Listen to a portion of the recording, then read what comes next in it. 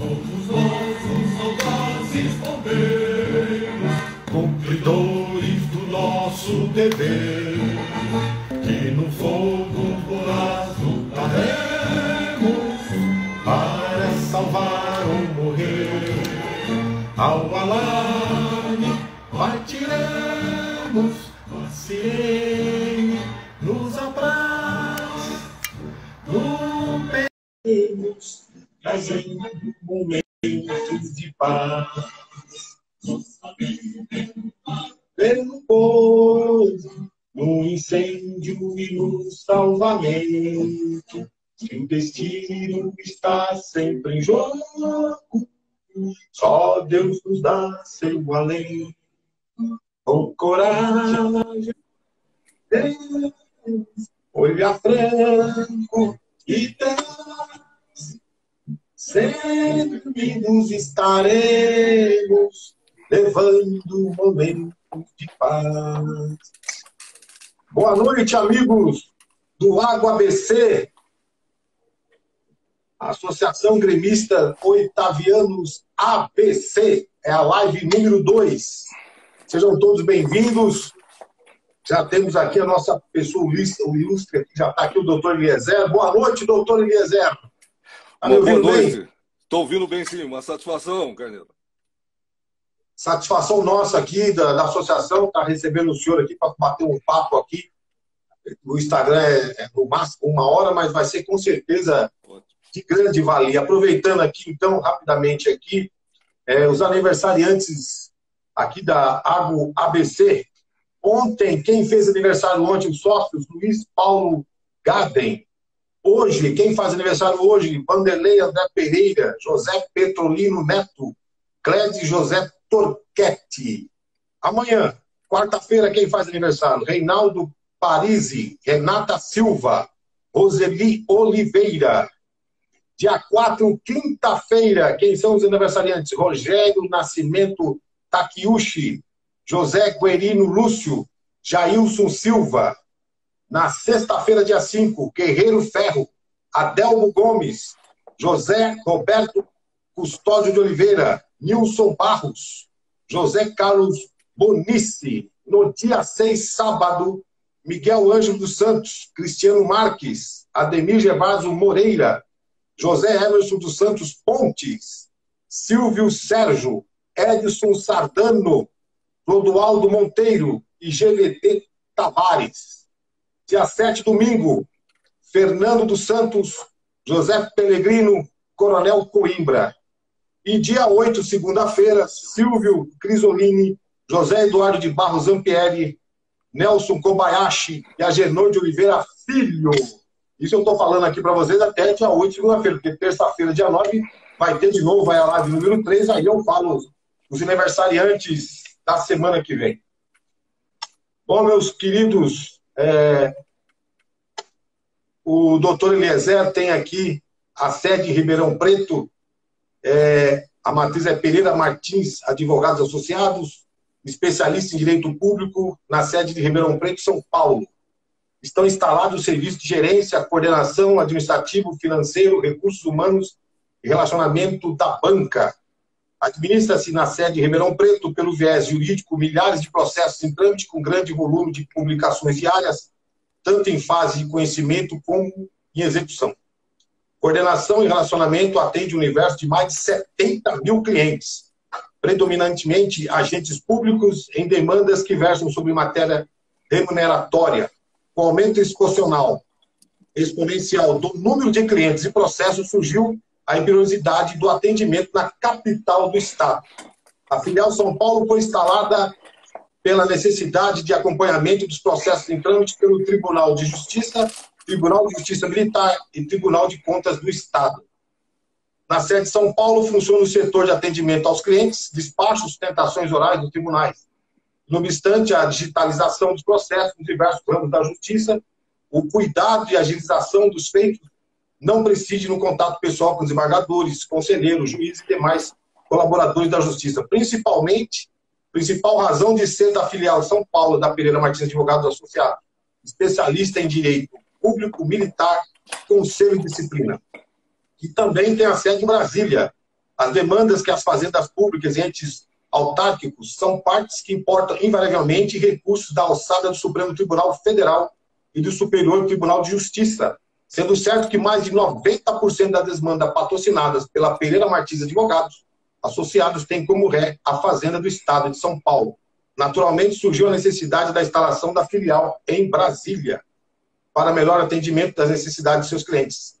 Na sede de Brasília, funciona o setor de atendimento aos clientes, predominantemente prefeitos municipais e despachos, sustentações orais junto ao Supremo Tribunal Federal e Superior Tribunal de Justiça. A Jus Brasil encontrou 12.939 processos de Eliezer Pereira Martins nos diários oficiais. 10.625 são processos do Tribunal de Justiça de São Paulo e 1.217 processos. Desses processos encontrados na Fazenda do Estado de São Paulo, foi a parte que mais apareceu, totalizando 3.572 processos, seguido por Fazenda Pública do Estado de São Paulo, com 3.216. Agora eu vou falar para vocês quem é Eliezer Pereira Martins. É especialista, mestre e doutor em Direito, com estágio pós-doutorado em Democracia e Direitos Humanos, concluído, peço até perdão para o doutor se eu falar errado, Lugentio Conibrigan, Centro de Direitos Humanos, vinculado à Universidade de Coimbra, em Portugal, em 2018 e 2019. Autor de obras jurídicas seminais em matéria de Direito Administrativo Militar e é professor universitário em nível de pós-graduação em disciplina de Direito Administrativo Militar, Direito Penal e Processal Penal Militar, com mais de 25 anos de docência. Oficial da Reserva Não Remunerada da Polícia Militar do Estado de São Paulo, cursou o CPFO, Curso Preparatório de Formação de Oficiais da Polícia Militar do Estado de São Paulo, 1984-1985. O curso de formação de oficiais da Polícia Militar do Estado de São Paulo, na Academia da Polícia Militar do Barro Branco, 1986-1988. E o CBO, Curso de Bombeiros Oficiais, 1990. Se viu como aspirante e oficial PM, segundo tenente PM e primeiro tenente PM no 24º Batalhão e nos 8º e 9º Grupamento de Bombeiros. Exonerou-se a pedido no ano de 1999 para dedicar-se à docência e à advocacia. É especialista em Direito Público e é mestre em Direito com pesquisa em Direito Administrativo. Em nível de doutoramento e pós-doutoramento, desenvolveu teses transdisciplinares entremeando temas da filosofia, sociologia jurídica, filosofia do direito, direito administrativo, direito militar e direitos humanos dos integrantes das forças de segurança militarizadas do Brasil. Atuou como procurador, assessor e consultor jurídico dos municípios de Varja Grande do Sul, Ilha Solteira, Palestina, Morro Agudo, Rincão, Itirapina, Trabijo, Orlândia e Miguelópolis. No direito desportivo, concluiu o curso Master de Gestão do Futebol da Federação Paulista de Futebol, sendo atual presidente do Tribunal de Justiça Desportiva da Liga Paulista de Futebol desse salão. Integrou em sucessivas nomeações às comissões de Direito Administrativo e Direito Militar da seção de São Paulo da OB. E também é novo associado do Grêmio, né, doutor? É o novo associado do Grêmio. Isso, Carneiro. Eu agradeço, não precisava nem fazer a leitura de todo esse prospecto aí. Queria inicialmente, em seu nome, em nome do Guedão, presidente do nosso Grêmio, homenagear toda a diretoria. E eu peço licença para não nominar todos os diretores, porque eu posso cometer alguma falha e deixar de mencionar o nome. São todos amigos queridíssimos, né? Porque temos esse denominador comum de termos servido juntos no 8º Grupamento de Bombeiros. Então, quero deixar meu abraço a todos os integrantes da diretoria e a todos os integrantes do Grêmio, dizendo já de início que eu sempre digo que ser bombeiro é um privilégio existencial. E nós tivemos esse privilégio, né, Carneiro? O privilégio de exercermos aí uma vocação relacionada a bem servir, a socorrer, a salvar.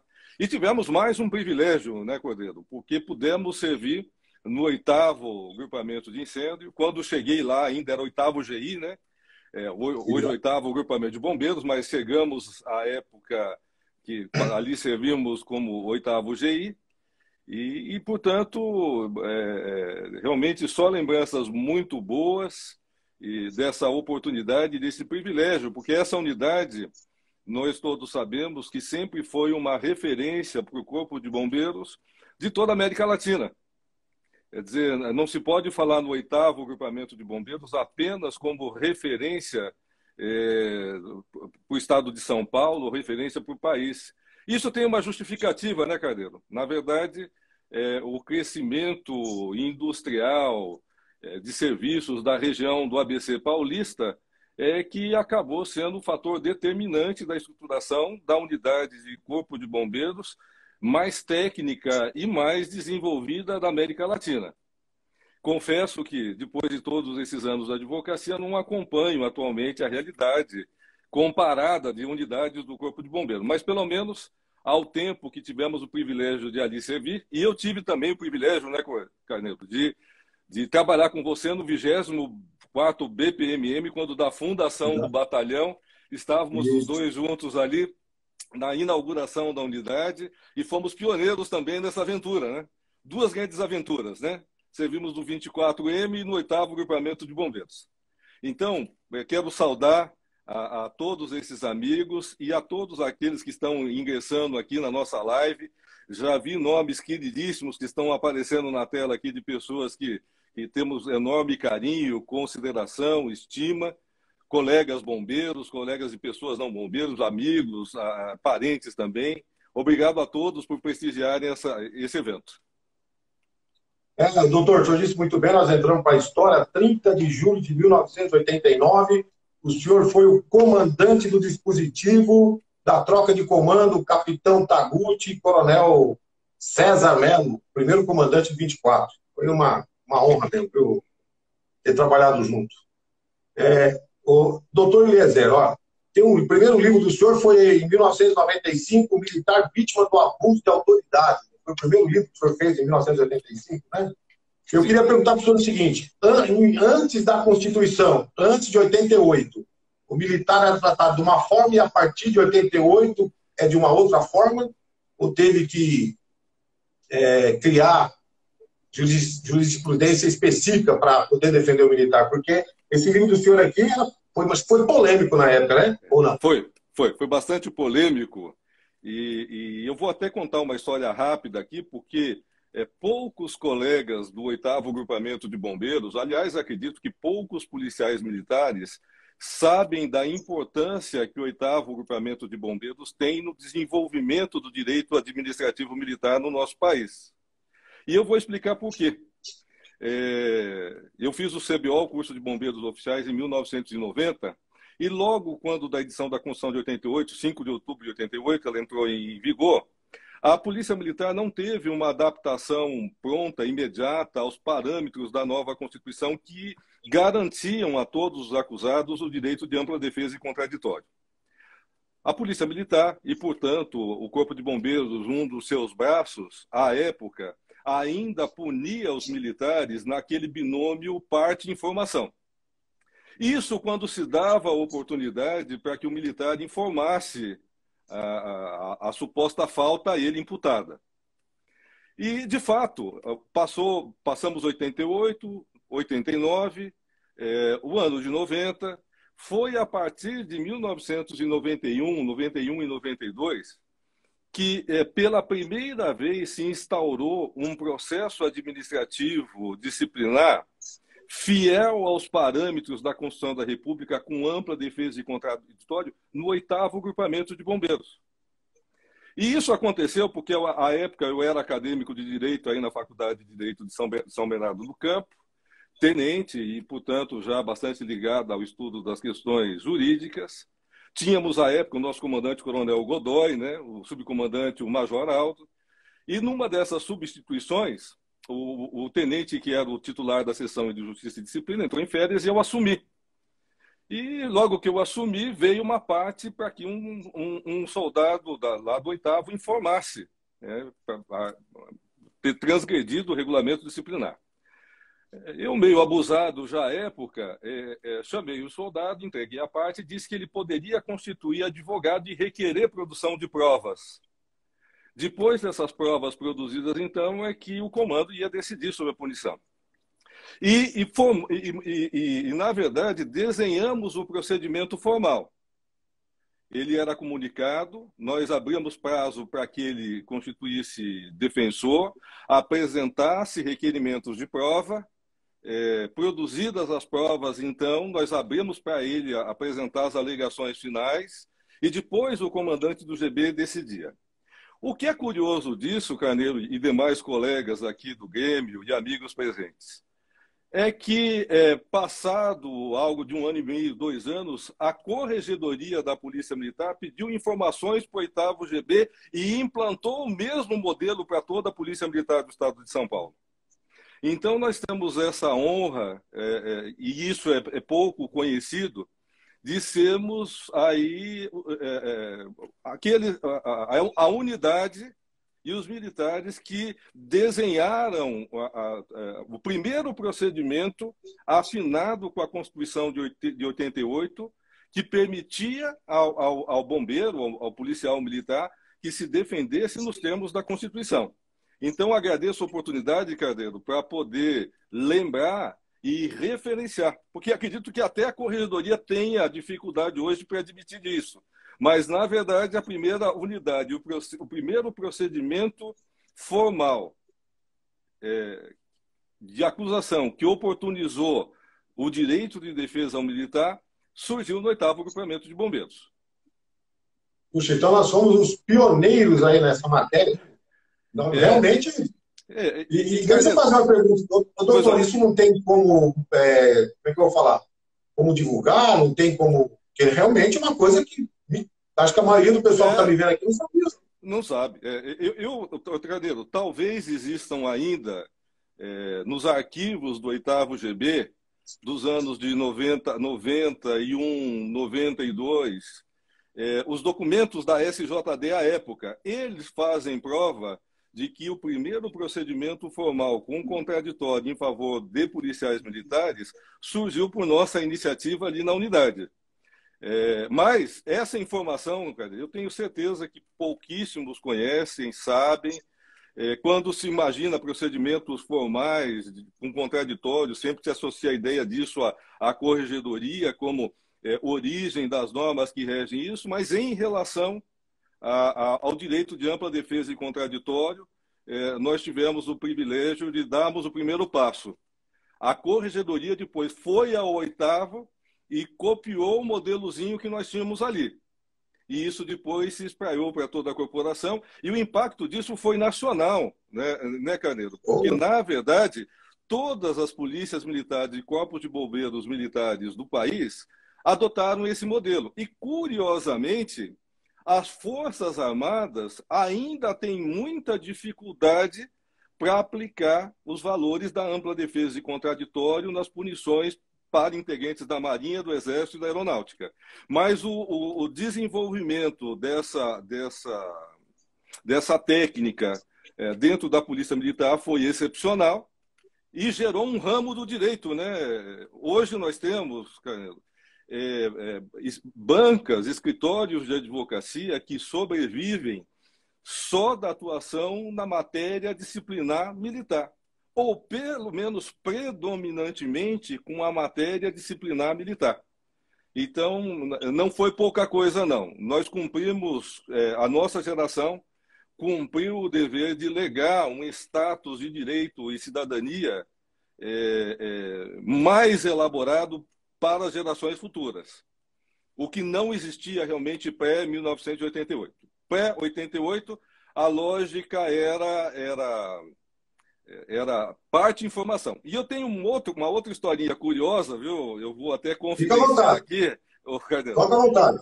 Eu sou aspirante de 1988. Na última semana, nós estávamos na academia do Barro Branco, aquele acerto entre colegas de turma, né? Nós saímos do braço, né? Briga física, corporal mesmo, soco, voadora, pontapé. Sei. E aí o serviço de dia pegou aquilo e nós saímos todos presos, né? Nós nos formamos. Eu me lembro que eu me formei e eu acho que eu tinha 10 ou 15 dias de cadeia para cumprir, por ter me envolvido Nossa. nesse entreveiro. E aí, o que aconteceu? Eu cheguei aspirante lá no 24M. Aliás, quando eu saí aspirante, eu fui para o 8º, porque nós tínhamos a escola de formação de soldados ali no PB Vila Lucinda. E o que eu Sim. fiz? Já por conta da Constituição de 1988, eu pedi a anulação daquela punição por falta de ampla defesa e contraditório. E olha que curioso, o comandante da academia à época deferiu e anulou a minha punição. Justamente porque nós já estávamos sob a égide da Constituição de 1988. Então é outra curiosidade aí a respeito dessa matéria também. Oh, muito boa a história, hein, doutor? Essa, então, olha, mais uma que acho que os comandos não deviam saber, que esse pioneirismo, né, nessa parte jurídica aí, que o 8º encabeça, né, o 8º que tem tanta história, como o senhor falou muito bem, aqui em São Bernardo, aqui no Jardim do Mar, nós tínhamos até a escola de bombeiro aqui, que formava os bombeiros, que tinha ferradura, nós tínhamos um pórtico, vinha bombeiros de fora, nós recebíamos bombeiros de fora do país. Então, o SEIB da época era aqui no Jardim do Mar, aqui no 8º. Então, o 8º, mais uma vez, pioneiro nessa área jurídica que o senhor acabou de comentar aí.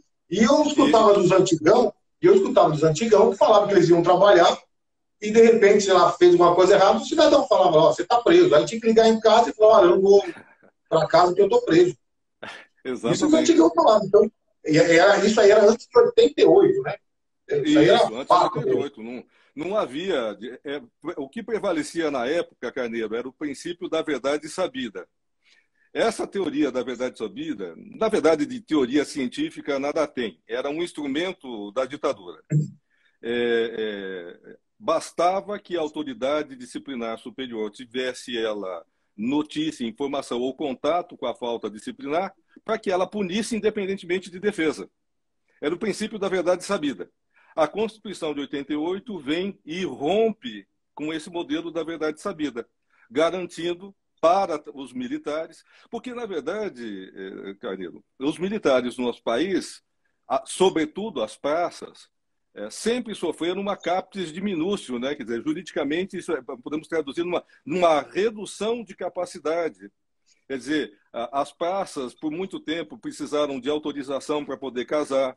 As praças, por muito tempo, não puderam exercer os direitos políticos. As praças eram punidas administrativamente sem direito de defesa. E parte dessas restrições também se aplicava à oficialidade. A Constituição de 88 é que vem, então, para romper esse modelo, mas a conquista de direitos é permanente, né, Carneiro? É uma luta constante, ela é ininterrupta. Nós ainda lutamos para corrigir abusos, excessos do poder, porque, em última análise, o que se tem é esse conflito entre o cidadão, servidor público, agente público, e os poderes extravagantes do Estado. E já, Carneiro, que você citou a realidade das unidades de escola do 8º GB, talvez alguns da nossa audiência aqui não saibam, mas o deputado federal, capitão Augusto, que é presidente da Comissão de Segurança Pública da Câmara dos Deputados, ou pelo menos foi por 2 mandatos, ele foi formado soldado na escola de soldado do PB Vila Lucinda. Eu fui o comandante de pelotão dele. Então,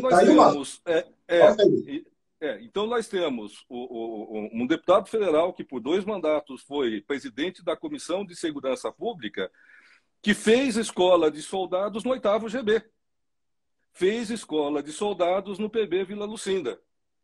E eu fui o comandante de pelotão dele à época e nutro até hoje uma relação muito próxima, que é essa relação de aluno e comandante de pelotão. Então, não sei se os colegas sabiam disso, mas nós temos mais essa honra, né? Porque o deputado, o capitão Augusto, é um deputado que honra as atribuições e as funções dele no Congresso Nacional. E expressando os valores de base que ele recebeu conosco ali na Escola de Soldados, né? Lembro que, à época ali, tínhamos o capitão Valdeir, que era o coordenador da Escola de Formação de Soldados, o tenente Sena, que era o secretário, eu, que era comandante de pelotão, ladeado pelos demais oficiais ali que compunham o corpo docente. E a minha aventura docente, Carneiro, a minha vocação docente, floresce exatamente no 8º GB.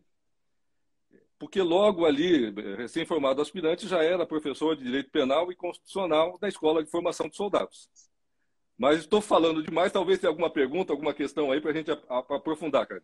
Não, doutor, pelo amor de Deus, o microfone é do senhor aí, o espaço é do senhor. Olha, o senhor está me falando coisa aqui, ó, importantíssima aqui. Primeiro, do processo, depois de 88, o 8º GI na época é o pioneiro.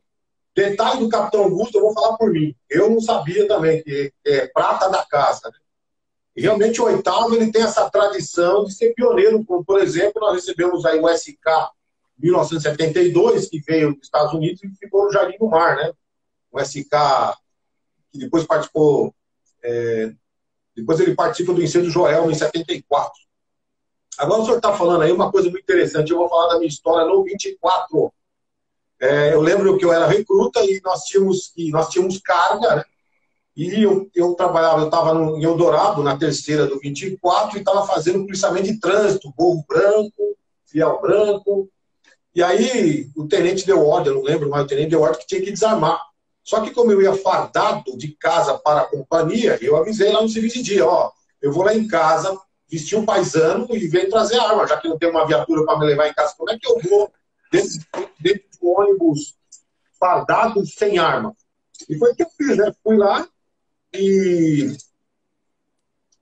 lá em casa, cheguei em casa, vesti a roupa e já voltei. Só que quando eu cheguei, meu amigo, a parte já estava feita. A parte já estava feita, fui conversar depois com o tenente, que não foi o tenente, não foi com o tenente de ordem, não. Não, aí tudo bem. Sabe o que eu falei? Eu falei, tenente, eu não vou dar trabalho para o senhor que arma. Pode ficar sossegado, porque para mim, não vou esquentar a cabeça. Aí eu falei assim, com arma eu não vou dar problema para o senhor. Ele falou assim, um a menos. Se eu não me engano, é o tenente Santos, se eu não me engano, foi o tenente Santos. E aí, o que eu fiz? Eu fui lá para Varela, Lojas Varela, Tiradentes, meu amigo, lá tem uniforme. Eu comprei o capacete de bombeiro Crista de Galo e o cinto ginástico. Eu deslocava de casa para a terceira ceia do 24 de bombeiro. Chegava lá, tirava o capacete, tirava o cinto, vestia o corro fiel, me dá a arma aí, ia fazer o trânsito, voltava, meu amigo, toma essa arma que eu não quero mesmo, não via a hora de vestir o capacete e o cinto, e saía de casa. Só que um belo dia, desceu na Praça da Moça, fui lá no Banespa, vi a conta lá, fui desfilando de bombeiro, eis que a quanto do comando, ilustríssimo e maravilhosíssimo Coronel Renato me viu e falou, que é isso, Carlinhos? Você está fazendo de bombeiro? Aí já entrei dentro da quanto, aí já me prendeu o capacete e o cinto, aí eu contei a história para ele, ele me ligou pro tenente e falou, eu quero um carneiro com carga. O único recruta que tinha carga era eu, pique lá do 38, só de bronca. É a história do 24. Agora, deixa eu fazer agora, nessa 2021, ainda há, se eu for analisar bem, antes de 88, era muita injustiça que tinha os militares. E hoje, 2021, ainda há muita injustiça ainda? Ah, sim, nós temos problemas. Nós temos sim, Carneiro, e temos problemas seríssimos a serem desafiados. Vou citar um problema seríssimo que o efetivo da corporação vem enfrentando, que é uma maioria que, infelizmente, se formou no Tribunal de Justiça Militar para fins de cassação de proventos de policiais militares que tenham sido punidos com perda do posto da patente ou perda da graduação. Nós estamos numa luta bastante aguerrida, lutando em favor desses ex-integrantes da corporação, para que eles preservem os seus proventos de inatividade. Por que razão, Carneiro? O risco ao que o policial militar se expõe na profissão é o mais elevado de todas as categorias de agentes públicos do nosso país. E por conta dessa realidade e riscos extravagantes, o legislador fez uma previsão de alguns elementos de garantia para a categoria. E dentre as categorias que não se pode negar ao militar é que pelo menos ele deixe para os seus dependentes pensão proporcional ao tempo de serviço quando ele é excluído dos quadros da corporação. Porque, Carneiro, infelizmente, não são excluídos da Polícia Militar só integrantes da força que se inclinam para o crime. Nós temos bons integrantes da corporação que têm a infelicidade de serem excluídos da corporação. Porque a própria natureza da atividade propicia uma leitura, às vezes, draconiana da conduta do policial militar, e com muita facilidade hoje o governo expulsa, demite os policiais militares.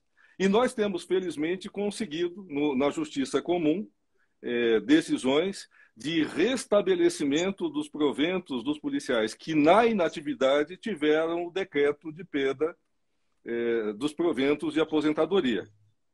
E agora, não sei se a nossa audiência tem conhecimento disso, a Lei de Proteção Social, que foi aprovada já aí no governo Bolsonaro, final de 2019, começo de 2020, estendeu para os policiais militares essa solução da morte ficta ou civil. O que é a solução da morte ficta ou civil? É isso que eu acabei de indicar. Se o policial é demitido, expulso, excluído da corporação por qualquer razão, ele deixa para os seus dependentes a pensão proporcional ao tempo de serviço. Sabemos que, provavelmente, a SPPREV e o Estado vão resistir a cumprir essa disposição da lei federal. Mas entendo que o Estado terá dificuldades no ponto, porque a lei federal é clara que as pensionistas dos policiais militares e bombeiros militares hoje têm direitos simétricos às pensionistas e dependentes dos integrantes das Forças Armadas. Então, essa é uma trincheira, Carneiro, na qual nós estamos lutando atualmente.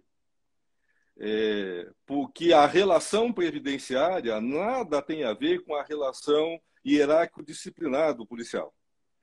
O policial militar não recebe proventos de aposentadoria e os seus dependentes não recebem pensão por um favor do Estado. Ele contribui mensalmente para que ele possa ter essa garantia. E não é justo, pela excepcionalidade dos riscos daquele que está submetido, ele sofrer essa sanção. E eu tenho, Cordeiro, não um, nem dois, eu tenho dezenas, quase centenas de casos de policiais militares que foram injustamente excluídos da Polícia Militar do Estado de São Paulo. Hoje, você bem sabe, Carneiro, se um cidadão mal intencionado for abordado por um policial rodoviário e ele ensaiar um pouquinho e denunciar que aquele policial rodoviário pediu dinheiro na pista, se o policial não tiver ninguém com ele, é bem provável que a afirmação do civil prevaleça e que ele perca a função. Eu tenho muitos casos de guarnição com 2 policiais, onde um policial entrou no local para resolver o problema, o outro policial se apropriou de algo que tinha na entrada e escondeu dentro da viatura. Ambos foram expulsos, sem que aquele que ingressou tivesse ciência do que tinha acontecido. A corporação expulsa, ela demite. E para agravar esse contexto, Carneiro, infelizmente o Tribunal de Justiça Militar do Estado de São Paulo não vem cumprindo o seu dever institucional de corrigir os erros de julgamento da Corregedoria da Polícia Militar e do Comando Geral da Corporação. Fiz uma pesquisa recente, por conta do caso de uma reintegração de um cliente nosso, peguei todas as decisões da primeira e da segunda Câmara do TJM no período de um ano, arbitrariamente. Peguei data inicial e data final. Foram 134 pedidos de reintegração. O tribunal não deu provimento em nenhum caso. E nós sabemos, Carneiro, que em países desenvolvidos, a taxa de erro de julgamento por tribunais oscila entre 10% e 12%. Então, certamente, né, nesse universo de policiais que foram demitidos e expulsos, nós temos pelo menos mais de uma dezena que foram injustiçados. E, infelizmente, a Justiça Militar do Estado de São Paulo, o Tribunal de Justiça Militar do Estado de São Paulo, quase que decretou uma bula de infalibilidade das decisões do Comando Geral em matéria exclusória. Então, esse é outro campo de luta, Carneiro, onde nós estamos empenhados em favor do efetivo da corporação. Ô, doutor, agora deixa eu fazer uma pergunta nós estamos aí com o efetivo aí para baixo da média do Cantareira, se comparar aí com o Cantareira, nosso efetivo aqui.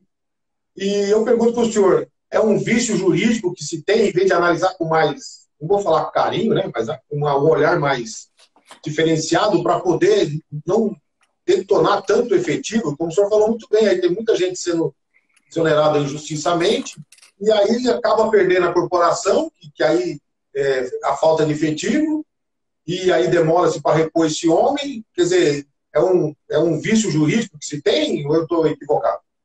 O Cordeiro, a meu sentir, o que nós temos aí é uma estratégia governamental.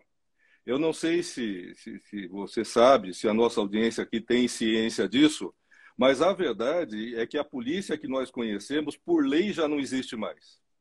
Nós tivemos, no final do ano, a alteração na legislação federal que alterou o Decreto-Lei 667 de 69, que é a norma de regência das polícias militares. E os governadores conseguiram fazer passar nessa alteração, autorização, para que eles contratem metade do efetivo como temporários. Então, o governo vem, na verdade, trabalhando a redução drástica do efetivo para a recomposição com temporários, que vão permanecer na corporação por 8 anos e vão sair para buscarem direitos junto ao regime geral de previdência social. Então, a corporação, como nós conhecemos, pelo menos no plano legislativo, Carneiro, acabou.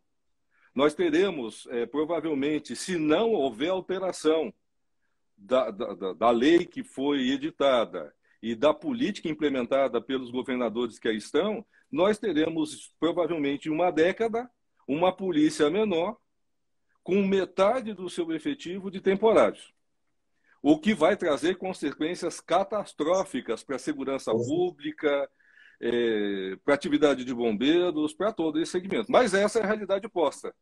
Então, o que não se comenta, o que não se diz, é que, na verdade, tudo já mudou. E não se faz recomposição, porque como é que você vai fazer recomposição contratando servidores públicos estatutários, estáveis, que vão onerar o regime próprio de previdência, se você pode aguardar um pouquinho e passar a contratar todo mundo como temporário, com vencimentos reduzidos, abaixo da faixa de remuneração dos servidores estatutários, e não sobrecarregar o regime próprio. Então, a minha leitura é que existe todo um trabalho arquitetado aí, Carlos. Então, não é sem razão que nós estamos com a realidade que nós estamos vivendo aí. Doutor, eu vou ser sincero com você. Desculpa a minha ignorância, mas eu não sabia desse detalhe que o senhor está falando aí, viu? E futuramente nós temos policiais temporários. A qualidade do trabalho vai despencar. Ô, Carneiro, já está autorizado. A lei federal já aprovou. Não houve declaração de inconstitucionalidade dessa disposição, até porque, na verdade, quem poderia, em princípio, provocar a inconstitucionalidade seriam os governadores, mas é a eles que interessa essa solução. Né? A eles é que interessa ter metade do efetivo de servidores temporários.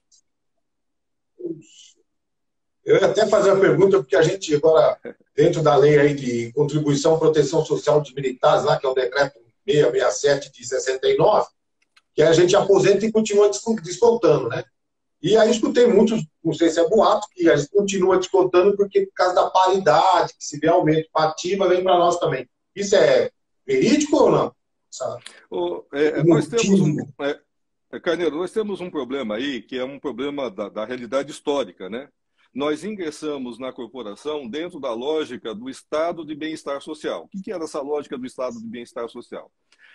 O Estado vai prover todas as necessidades da população, o Estado tem recursos ilimitados e, portanto, pode expandir a máquina pública até o limite que ele bem entender. E não se fez, na verdade, Carneiro, uma análise, uma análise atuarial do impacto disso.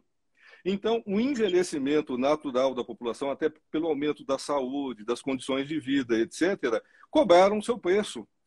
O fato é que a realidade hoje é que os entes previdenciários estatais, de fato, não têm como honrar os proventos de inatividade e as pensões sem a contribuição de quem se aposentou. E é uma lógica perversa, Carneiro, porque, na verdade, os inativos estão pagando a aposentadoria de outrem, né? Vocês Exato. já pagaram a aposentadoria de vocês, vocês já contribuíram para ter a garantia dos proventos de inatividade de vocês. E daqui para o futuro, Carneiro, é uma realidade inescapável pelo viés econômico. Quer dizer, nós não temos mais essa realidade do Estado que tudo podia, quer dizer, de uma economia crescente que podia suportar o impacto de tudo isso. E a luta agora, na verdade, Carneiro, é para não deixar reduzir. É para não deixar reduzir. Porque, na verdade, Carneiro, a paridade já não existe mais. A partir do momento que o Estado legitimou a DGEM, esse bico oficial, a paridade já foi quebrada. O Estado encontrou o atalho de sugar a saúde e a energia dos policiais, porque criou essa solução do bico oficial, o que tem consequências catastróficas para a saúde do militar estadual, catastrófica para a harmonia, para o ambiente familiar, porque o policial sem lazer, sem contato com a família, vai gerando um tecido que tende a ser rompido na relação familiar.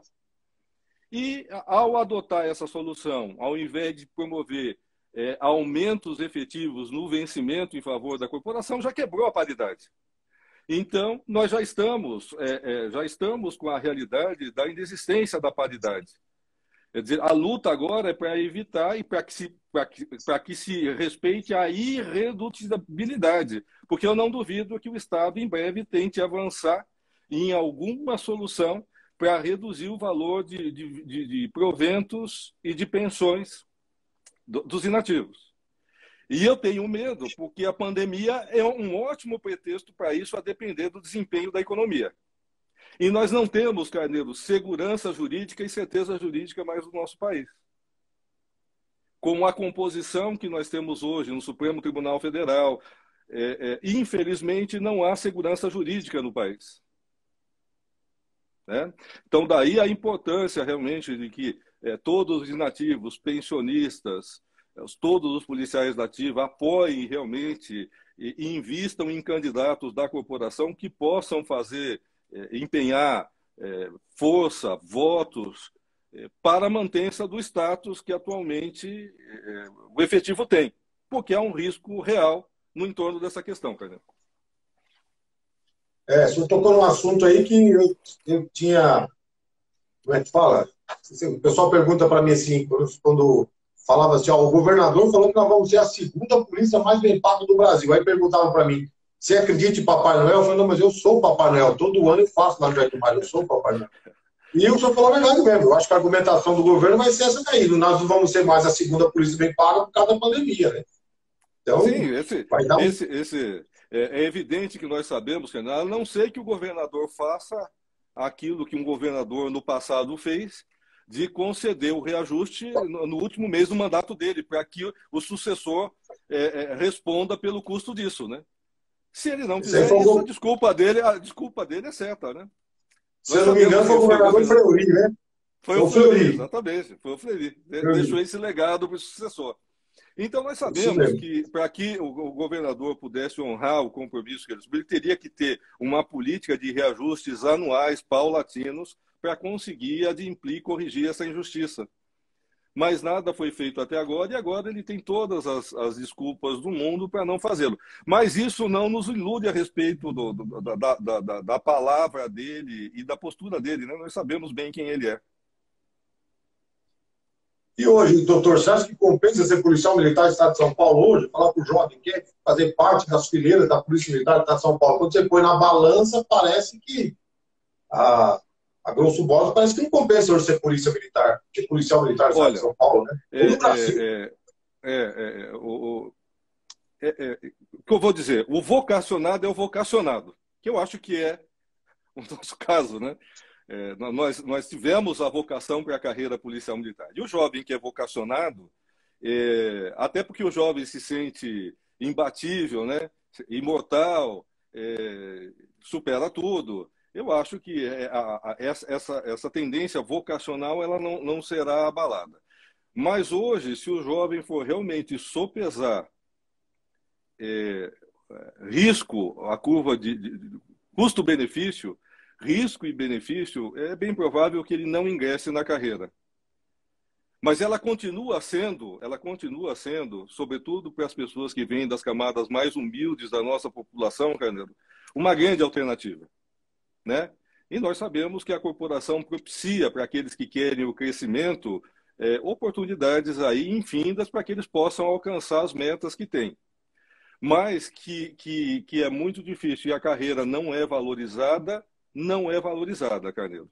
A sociedade precisava despertar a respeito dessa questão, que é fundamental e essencial, e pressionar realmente os governadores para uma política de revalorização. E nós temos muitas distinções no nosso país, né, Carneiro? Nós dizemos das dificuldades de São Paulo, mas o policial militar do Distrito Federal, por exemplo, não passa por nada disso, né? A faixa remuneratória deles é a justa, é a correta. Outros estados da federação estão próximos. São Paulo é vítima da sua população, né? E da realidade do federalismo, da distribuição de verbas tributárias do federalismo brasileiro, né? Temos um efetivo imenso, maior do que a maioria dos exércitos da América Latina, somado ao número de professores que o Estado precisa suportar e a de funcionários de saúde, o orçamento não propicia reajuste. E o pior não é isso, não é nem reajuste, né? Eu fui o advogado da ação de repercussão geral no Supremo Tribunal Federal que pedia a reposição da inflação a título indenizatório para todos os policiais militares do país. Aliás, fui eu que desenhei essa tese. Logo que eu comecei na advocacia, foi uma das primeiras ações que nós desenvolvemos a engenharia jurídica e lançamos para todo o efetivo, né? Creio que 70%, 80% do efetivo acabou contratando a ação da reposição inflacionária. E eu me lembro que, mais ou menos em 2009, essa ação subiu para o Supremo Tribunal Federal. E, à época, eu fui despachar com o ministro Marco Aurélio Melo, que era o relator dessa ação, desse recurso, né, que condenava o Estado não a incorporar a inflação no salário, mas pagar a inflação sonegada a título de indenização.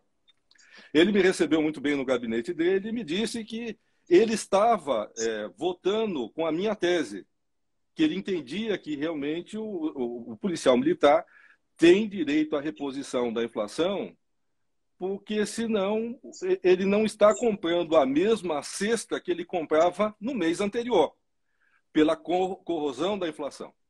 Mas ele me disse algo curioso sobre o Supremo Tribunal Federal brasileiro, né? Ele me disse que só colocaria o processo em mesa para julgamento quando ele tivesse a certeza da maioria para que aquela tese fosse vencedora. Eu, como parte, representando todos os policiais do Estado, agradeci e achei ótimo aquilo, né? E, de fato, ele fez isso. Passado alguns meses, ele colocou o processo em mesa para julgamento. A ministra Carmen Lúcia, que estava no Supremo há não muito tempo, pediu vista do processo. Só que ela pediu vista do processo e ficou com o processo no gabinete dela por mais de 2 anos. Quando ela devolveu o processo, aquela maioria se desfez. E aí vieram os votos divergentes, inaugurados aí pelo ministro Barroso, que disse que não poderia acolher essa tese pelo impacto que ela traria para o orçamento do Estado. Quer dizer, justiça, então, não é questão de direito. Justiça é questão de consequência.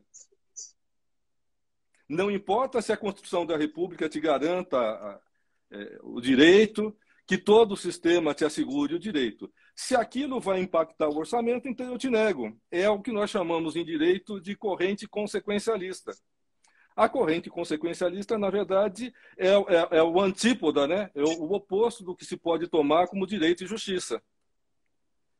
E aí vocês percebem o que é o agir estratégico do Supremo Tribunal Federal, né? Eles jogam sondam o que os demais pensam e jogam sobre colocar ou não aquele tema em pauta para fins de julgamento. E o final de tudo isso, infelizmente, cara, é que se negou para todo o efetivo da corporação, o que seria um alento, né? o pagamento da inflação que foi sonegada na última década. Então, fomos prejudicados por essa composição do Supremo Tribunal Federal, que acabou negando aí a reposição inflacionária. Então, a realidade hoje é essa. A moeda corrói o poder de compra do policial militar. E o governo ilude com o bico oficial. Ele não reajusta, ele não readequa e sacrifica aí o horário de folga, de descanso do policial militar. Essa é a triste realidade, Canedo, que nós estamos vivenciando. Eu tenho em mente aqui, doutor, que o Estado ele anda dentro do policial com a viatura. Quando ele entra dentro da delegacia, o Estado deixa ele sozinho lá, ele está sozinho. É uma visão minha particular, posso estar até errado, né? Mas o Estado, aí o policial tem que se virar para poder se defender, porque ele estava a serviço do Estado, dentro de uma viatura, e muitas vezes, eu até imaginava se o Estado, assim como você tem a seção de justiça e disciplina, poderia ter uma seção de defesa do policial, né? Sim, sim. Contra os limites do próprio Estado. Sim, o correto seria, nós temos uma defensoria pública militar, né? Eu, na verdade, Carneiro, atuo nessa insuficiência do Estado. A minha banca e outras bancas que atuam nesse setor trabalham nessa insuficiência estatal. O governo do Estado de São Paulo, já aí sobre o governo Dória, encaminhou para a Assembleia Legislativa um projeto de lei que cria assistência jurídica gratuita para o policial militar. Legal. Só que é uma falácia, porque regulamentando esse direito, atribuiu-se a prestação desse serviço à Caixa Beneficente da Polícia Militar do Estado de São Paulo. E a Caixa Beneficente da Polícia Militar do Estado de São Paulo editou um regulamento lá que permite que ela decida se ela entende que o policial tem ou não culpa para fim de ser defendido. Então o policial não pode nem pensar em requerer o serviço da Caixa Beneficente, porque se lá eles disserem que ele não tem direito, eles já anteciparam a culpa dele. E para piorar, a Caixa Beneficente, ao invés de fazer uma licitação para contratar um escritório, vários escritórios especializados na defesa dos policiais militares, optou pela solução de credenciamento de advogados para defender os policiais que necessitam. Nós sabemos que esses serviços de credenciamento de assistência são visitados por advogados recém-formados. O advogado qualificado, que tem uma banca estruturada e domínio técnico para cuidar dessas questões que são complexas, ele não vai submeter a fazer inscrição para ser selecionado e receber o valor de tabela, que, inclusive, para esse serviço de policiais é inferior à tabela da OAB.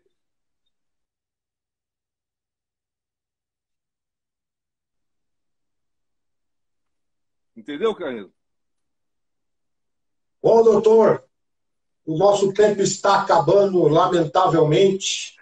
Quero agradecer a presença do senhor, doutor Eliezer, esse grande defensor das causas de nós, policiais militares. Obrigado, doutor. E um prazer enorme também de ser uma pessoa maravilhosa aí, que a gente tem história, que espero que passe a pandemia para a gente poder estar junto, conversando, participando também, o grupo Associação Gremista Otaviano se encontra toda segunda, quarta-feira do mês, toda segunda, quarta-feira do mês. Tem um encontro nosso, inclusive vai acontecer dia 10 de março, agora, né? Lá no restaurante Pingos. Se o senhor puder comparecer. E, inclusive, olha aí, ó, o Edson falou que a caneca do senhor está separada lá para o senhor pegar a caneca do Grêmio. Muito obrigado, muito obrigado.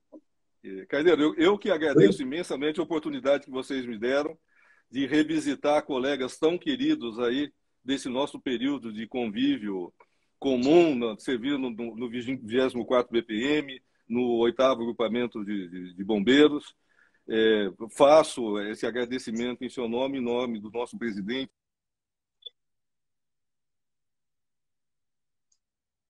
Tá bom, então, meu ilustríssimo comandante. Eu sempre falo de comandante, porque foi meu eterno comandante, entendeu? É meu eterno comandante. Obrigado mais uma vez. Atenção, gente. Terça-feira que vem estaremos de novo aí com a terceira live. Obrigado, doutor. Espero contar com o senhor mais vezes aqui comigo, tá bom? Estarei à disposição sempre. Um abraço. E terminamos aqui com a canção do Bombeiro. Um abraço, gente. Até terça-feira que vem. Os soldados bombeiros